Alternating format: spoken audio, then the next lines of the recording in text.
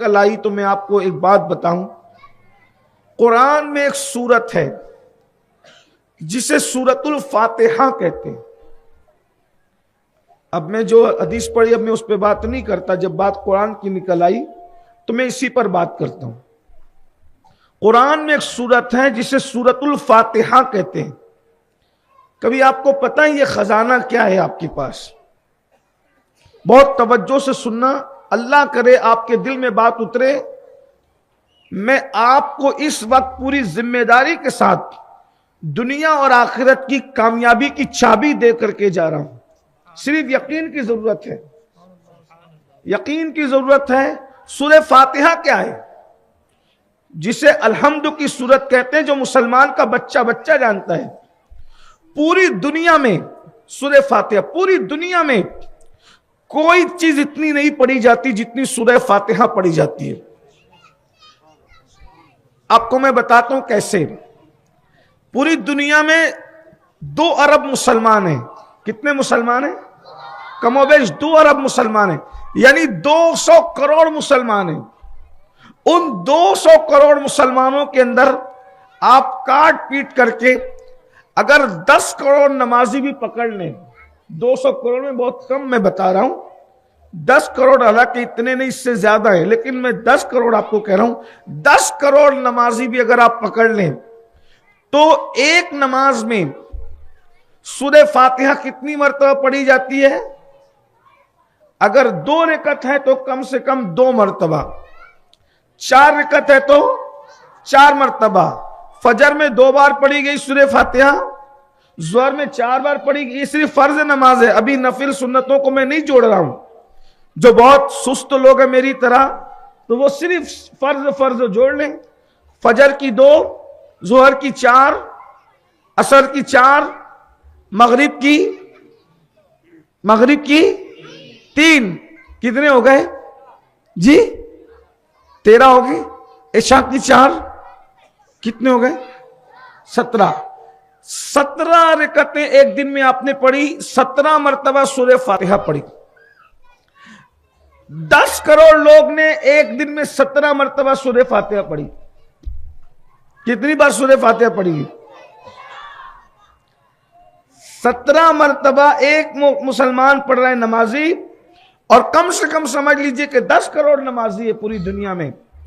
तो यानी कम से कम जो है एक वक्त के अंदर करोड़ों मर्तबा, एक पूरे दिन में करोड़ों मर्तबा सूरह फातिहा पढ़ी जा रही, करोड़ों मर्तबा। उसका हिसाब ही नहीं है। सूरह फातिहा से ज्यादा कोई सूरत नहीं पढ़ी जाती, सूरह फातिहा से ज्यादा कोई चीज नहीं पढ़ी जाती। ये सूरह फातिहा है। फिर इस सूरह फातिहा का हाल ये है, अगर कोई गमगीन पढ़े उसका गम दूर हो, इसकी जमानत रसूलुल्लाह ने दी है। कोई बीमार पड़े उसकी शिफा की बशारत मुस्तफा जान रहमत ने अता फरमाई है। अगर पानी पे दम करके किसी को पिला दो, अल्लाह उसे शिफा अता फरमाए। कोई जालिम हुक्मरान सामने हो, अपनी बात नहीं मानता, उसका चेहरा देखकर सूरह फातिहा पढ़ दो, अल्लाह तबारक व तआला उसको आपके सामने मुसख्खर कर देगा, ढेर कर देगा। ये सूरह फातिहा क्या है? इसको सूरतुल दुआ कहते हैं, इसको सूरतुल शिफा कहते हैं, इसको सबा मसानी कहते हैं, इसको उम्मुल किताब कहते हैं। ये सूरह फातिहा क्या है? तौरात, इंजील, जबूर और जितने सहीफे मुस्तफा जान रहमत से पहले अल्लाह ने नबियों पर नाजिल फरमाए थे, वो सारे सहीफों, सारी किताबों को समेटकर एक कुरान में जमा कर दिया अल्लाह ने। और पूरे कुरान को अल्लाह तबारक व तआला ने समेट करके एक सूरह फातिहा के अंदर जमा फरमा दिया। इसको उम्मुल किताब भी कहते। उम्मुल किताब यानी ये किताब की है, ये किताब की अस्ल है, ये किताब की मां है। अल्लाह अकबर। इसको फातिहतुल किताब भी कहते हैं। ये सूरह फातिहा क्या है? अल्लाह अकबर, यानी किताब की शुरुआत है। जिस वक्त तो सूरह फातिहा नाजिल हुई, शैतान चीख चीख करके रोया और उसने कहा उम्मत मोहम्मदिया कभी हलाक नहीं हो सकती। पूरा कुरान नाजिल हुआ, शैतान उस वक्त नहीं रोया। सूरह फातिहा नाजिल हुई तो शैतान रोया चीख चीख कर और उसने कहा अगर अल्लाह उम्मत मोहम्मदिया को हलाक करना चाहता तो इनको सूरह फातिहा कभी अता न फरमाता। ये सूरह फातिहा है, सूरह फातिहा ये है। अब आइए सूरह फातिहा की बात, कुरान की बात आ गई तो सूरह फातिहा की बात। सूरह फातिहा क्या है? सूरह फातिहा पढ़ने पर कितना सवाब मिल सकता है इंसान को? आपका दिमाग क्या कहता है, कितना सवाब मिल सकता है? मैं अपनी तरफ से नहीं कहता, सरकार गरीब नवाज की ये महफिल है, उनके मलफूजात में से एक मलफूज पढ़ना चाहता हूं कि सूरह फातिहा पढ़ने पे सवाब कितना मिले, आपके दिमाग के ताले खुल जाए। मैं सिर्फ नक्ल कर रहा हूं, इस मलफूज को बयान कर रहा हूं उनके मलफूजात से, आपकी अकल दंग रह जाएगी। पहली बात तो ये, सहाबे किराम किसी को सांप काटने तो सूरह फातिहा पढ़ के दम करते, बिच्छू काट ले तो सूरह फातिहा पढ़ के दम करते। हमको कोई मंत्र जंतर याद करने की जरूरत ही नहीं है। सूरह फातिहा, सरकार फरीद मिल्लत वद्दीन, हमारे बाबा सरकार बाबा फरीद की बारगाह में एक औरत आई और वो औरत आई, आने के बाद कहने लगी सरकार मेरी बेटी की शादी है और अभी तक इंतजाम नहीं हुआ, तो कुछ इंतजाम कर दीजिए। बाबा फरीद रहमतुल्लाह अलैह ने फरमाया कि वो मिट्टी का ढेला उठा के लाई, इधर वो मिट्टी का ढेला उठा के लाई, आपने सूरह फातिहा पढ़ी, दम कर दिया और कहा कि मुट्ठी बनकर और घर जाके खोलना। उसने जैसी घर जाके खोला तो वो मिट्टी का ढेला सोना बन गया था। आजकल के छोकरे इसका मजाक उड़ाते हैं कि ये कैसे हो सकता है। मैंने कहा जिस दिन फरीद सामने आएगा उस दिन सब हो सकता है। आज तुम्हारे दरमियान फरीद नहीं है ना, इसलिए तुमको ये अचंभा लग रहा है। मिसाल के तौर पे अगर मैं किसी को ये कह दूं कि बिन मौसम के फल तुम्हारे हुजरे में आएंगे, तो लोग कहते ये कैसे हो सकता है। मैंने कहा नहीं हो सकता, इसलिए कि तू मरियम नहीं है। जिस दिन तुम मरियम बन जाए तेरे हुजरे में बिन मौसम के फल आ जाएंगे, क्योंकि कुरान कह रहा है ना, कुरान ने कहा कि हजरत मरियम के हुजरे में बिन मौसम के फल मौजूद थे। मैं अगर कह दूं कि जब तू सोएगा तो कुत्ता तेरी रखवाली करेगा, और अगर तू 300 साल तक भी सोता रहा तो कुत्ता तेरी रखवाली करेगा, मजाक उड़ाएंगे, क्या बेवकूफी की बातें। मैंने कहा तू असहाबे कहफ नहीं है, अगर तू असहाबे कहफ बन जाए तो कुत्ता तेरे दरवाजे पर 309 साल तक के बैठ सकता है। बात यह नहीं है कि नहीं हो सकता, सब हो सकता है, हो सब सकता है, इसलिए कि करने वाली जात सिर्फ अल्लाह की है। हो सब सकता है, क्यों? आग गुलजार बन सकती है, उसके लिए इब्राहिम चाहिए। दरिया में रास्ता बन सकता है, उसके लिए मूसा चाहिए। लकड़ी अजदहा बन सकती है, उसके लिए दस्ते मूसा चाहिए। अंधों की आंखों पे हाथ रखो तो अंधों को आंख मिल जाती, उसके लिए दस्ते ईसा चाहिए। ठोकर लगा के कुम बिस्मिल्लाह कहो तो मुर्दा जिंदा हो जाएगा, उसके लिए मसीहा हजरत ईसा चाहिए। बात यह है कि करने वाली जात सिर्फ अल्लाह की है, लेकिन जरिया जिसको बनाया जाता है वो मरदूद लोग नहीं होते बल्कि महबूब लोग होते हैं। अब आप लोगों को हमारी बात इसलिए हजम नहीं होती कि तुम लोग मरदूद लोगों के दौर में जी रहे हो, इल्ला माशाअल्लाह। अब महबूब लोग बहुत कम बचे हैं। भाई वो महबूब कैसे हो सकता है जिसके पेट में हराम लुक्मा है? जिसके पेट में लुक्मा हराम है वो महबूब कैसे हो सकता है? इसलिए कि जिसके पेट में हराम लुक्मा होगा उसकी तो 40 दिन तक इबादत ही कबूल नहीं है। जिसकी इबादत मरदूद हो वो कितना बड़ा मरदूद होगा, गौर कीजिए जुमले पर। जिसकी इबादत कुदरत मरदूद कर दे वो कितना बड़ा मरदूद होगा, और मरदूद होने के लिए एक ही लुक्मा काफी है। इंसान को मरदूद बनाने के लिए एक ही हराम का लुक्मा काफी है कि वो मरदूद, जब उसकी इबादत मरदूद हो रही है तो वो महबूब कैसे हो सकता है? एक लुक्मा खाया हराम का, अब बताओ क्या खा रहे हो? सूद के पैसे लेते हो, सूद देते हो, चोरी करके खाते हैं लोग। रिश्वत लेते हैं, रिश्वत देते हैं। रिश्वत लेना रिश्वत देना तो कोई बात ही नहीं रह गई। नशा बेचते हैं, नशा खरीदते हैं, ये सब हराम है। बताइए ना, मरदूद लोगों की जिसकी इबादत मरदूद है वो महबूब कैसे हो सकती? सिर्फ महबूब बनकर देख सूरह फातिहा की तासीर क्या है। जिस जबान पर गाली होगी वो जबान महबूब कैसे हो सकती है? क्योंकि सरकार गरीब नवाज रदी अल्लाह तबारक व तआला ने इरशाद फरमाते हैं, जिसने किसी मुसलमान को गाली दी मरते वक्त उसकी जबान पे कलमे तैयबा नहीं आ सकता, नहीं आएगा मौत के वक्त। मेरी माएं और बहनें मौजूद है, कितनी गंदी गंदी गालियां औरतें अपनी बेटियों को देती है।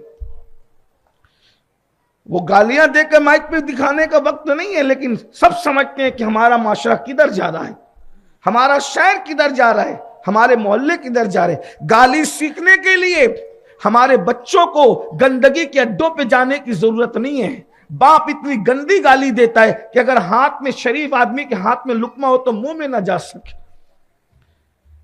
अल्लाह जानता है, मैं सच्ची सच्ची बात करूं आपके सामने। एक मरतबा मैं रास्ते से जा रहा था, किसी मोहल्ले से, मोहल्ले का नाम नहीं लूंगा, किसी बच्चे ने इतनी गंदी गाली दी, इतनी गंदी गाली दी। मैं दावत में जा रहा था, मैं खाना नहीं खा सका, मुझे बड़ा सदमा हुआ। और मैंने कई बरसों के बाद गाली सुनी थी तो मेरा बदन लरस गया। ऐसी गंदी गाली, किसी को कुत्ता बिल्ला कह दो ना, ये गाली है इस्लाम में। यानी किसी इंसान को कुत्ता बिल्ला कह दिया, ये गाली है। ऐसी गाली देने वाले की जबान पे कलमा नहीं आएगा। जो मां बहन तोलते उनकी जबान पे कलमा कब आएगा? मैं तो नमाजियों को भी गाली देते देख रहा हूं, हमारे यहाँ माशरे के अंदर हाजियों को भी गाली देते देख रहा हूं, दीनदारों को भी गाली देते हो। गाली देते क्यों हो? इस्लाम में गाली नहीं है। एक साहब ने एक सहाबी को गाली दी, हुजूर अलैहिस्सलाम ने फरमाया, और गाली क्या थी भाई? मैं वो गाली आपके सामने बयान करूं, आपको हैरत होगी क्या गाली थी। एक साहब ने एक सहाबी को कहा, ओ खतना करने वाली के बेटे। गौर कीजिए, ये गाली है, इस्लाम में गाली है ये, है ना। लेकिन इबरत के लिए कह रहा हूं, जिन्होंने कहा था, मैं उनके लिए नहीं कह रहा हूं कि ये गाली है। लेकिन गाली की जो तारीफ है वो ये है कि किसी को उसकी अजमत से गिरा करके कहना ये गाली है। जैसे इंसान को बंदर का तो गाली हो गई, इंसान को कुत्ता का तो गाली हो गई, इंसान को सूअर का तो गाली हो गई। लेकिन अगर सूअर को सूअर का तो गाली नहीं होगी। इसका मतलब मनसब से किसी को हटा दिया तो ये गाली। इस माना में मैं कह रहा हूं, मेरी बात याद रखना। ओके, एक साहब ने, बुजुर्ग ने एक साहब को गाली दी इस एतबार से, उनका मनसब वो नहीं, जाहिर सी बात है, मनसब सहाबियत, फिर मनसब सहाबियत है, विलायत और कुतबियत सब नीचे रह जाती है, सहाबियत वो मनसब। अरे क्या मनसब है सहाबियत का? मनसब क्या है? अल्लाह अकबर, क्या मर्तबा है असहाब का। मेरे भाइयों, जिन्होंने अपनी माथे की आंखों से रसूलुल्लाह को एक नजर देखा वो सहाबी हो गए, और आका ने फरमाया उन पर जहन्नम की आग हराम हो गई। और उनमें इतना असर पैदा हो गया कि अब उनको भी जो ईमान की हालत में देख ले उस पर भी जहन्नम हराम हो। यानी सहाबा की जियारत भी जहन्नम से बचाने वाली है। ये सहाबा है, हुजूर अकरम सल्लल्लाहु अलैहि वसल्लम के सहाबा। हाय हाय। और एक बात यहां याद आ गई, और हजरत आरिफ रूमी कहते हैं, यक साअत सोहबते बा औलिया। आरिफ रूमी कहते हैं, यक साअत सोहबते बा औलिया बेहतरज सद साला ताअत बेरिया। एक लम्हा वली की सोहबत में जो बैठ गया उसको 100 साल की ताअते बेरिया से ज्यादा सवाब अता किया जाता है। भाइयों, जो वली के साथ एक सेकंड बैठ जाए 100 साल की इबादत नहीं, इताअते बेरिया जो 100 साल की है उससे ज्यादा उसको अजर अता किया जाता है। अरे वली क्या है? नबी की नालैन पर जो मिट्टी बैठी हुई है उसके बराबर भी औलिया अपने आप को नहीं समझते। जब वली के साथ बैठने वाले का ये मकाम है बेहतर सद साला ताअत बेरिया, तब उस सिद्दीक अकबर का मकाम मैं कैसे बयान करूं, जो रसूलुल्लाह के साथ बैठा करते थे, और सिर्फ बैठा नहीं करते थे बल्कि वो तो आज भी मुस्तफा के साथ लेटे हुए हैं। अरे वली के साथ जो बैठ जाए उसका ये मर्तबा है, जो मुस्तफा जाने रहमत के साथ क़यामत तक लेट जाए उसका मर्तबा कौन बयान कर सकता? ये वो लोग हैं। तो एक बुजुर्ग ने कह दिया, ओ खतना करने वाली के बेटे, उन्होंने हुजूर से शिकायत कर दी। आका ने जवाब किया थी, जाहिलियत के दौर की आदतें तुम में अब भी मौजूद है। यानी गाली देना यह मुसलमान का काम नहीं है, क्योंकि जाहिलियत के दौर से मुराद अनपढ़ नहीं लिया जाता है, जाहिलियत के दौर से मुराद आलम कुफ्र लिया जाता है? तो आका ने क्या फरमाया, दौरे जाहिलियत यानी कुफ्र के जमाने में जो लोग गंदे काम करते थे वो अभी भी तुम लोगों के अंदर बाकी है। गाली देना, ये गाली देना मोमिन की शान, मोमिन गाली नहीं देता, मोमिन की शान ही नहीं। और जो गाली दे मोमिन होकर, उसकी जबान पे कलमे तैयबा मरते वक्त जारी नहीं होता, अपना नुकसान है। बच्चों को गाली मत दो, सुधरो, सौरो, तकरीरें सुनते हो बदलते नहीं, भीड़ इकट्ठा करते हो तब्दील नहीं होते हो, बदलो, क्योंकि कब्र में जाना है, मरना है, और मरते वक्त जिसकी जबान पे कलिमा नहीं आएगा उससे बढ़ करके बदनसीब कौन होगा।